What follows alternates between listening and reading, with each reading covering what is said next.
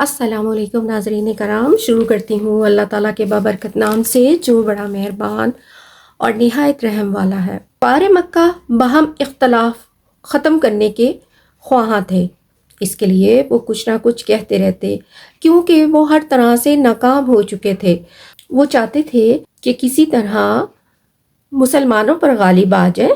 اس کے لیے وہ حضور پاک صلی اللہ علیہ وسلم کے پاس گئے اور کہا ایسا کریں کہ 1 سال آپ صلی اللہ علیہ وسلم ہمارے معبودوں کی عبادت کریں اور 1 سال ہم آپ صلی اللہ علیہ وسلم کے معبود کی عبادت کریں گے۔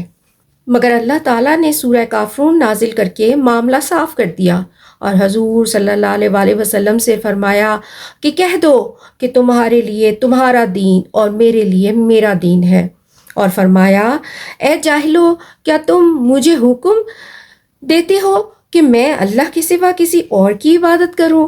اور کہا کہ آپ صلی اللہ علیہ وسلم کہہ دیں مجھے منع کیا گیا ہے کہ اللہ کے سوا جن کو تم پکارتے ہو میں ان کی عبادت کروں، اور مجھے کوئی اختیار نہیں کہ میں اپنی طرف سے اس میں کوئی تبدیلی کروں۔ میں تو اس بات کی پیروی کرتا ہوں جس کی وحی میری طرف کی جاتی ہے۔ اگر میں نے اپنے رب کی نافرمانی کی تو مجھے ایک بڑے دن کے عذاب کا خوف ہے۔ ان تمام حقائق سے واضح ہو گیا کہ حضور صلی اللہ علیہ وسلم برحق ہیں اور آپ صلی اللہ علیہ وسلم واقعی دین کی دعوت دے رہے ہیں، اور دین کے معاملے میں کوئی تجارت نہیں اور کوئی سودے بازی قبول نہیں۔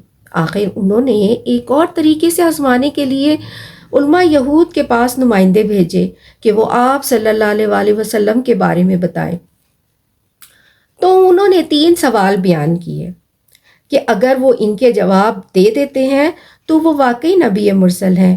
انہوں نے کہا ان سے ان نوجوانوں کا قصہ پوچھیں جو زمانہ اول میں گزر چکے، کیونکہ ان کا بڑا عجیب واقعہ ہے، اور ان سے گردش کرنے والے آدمی کے متعلق دریافت کریں جو زمین کے مشرق اور مغرب تک گیا، اور ان سے روح کے بارے میں دریافت کریں کہ وہ کیا ہے۔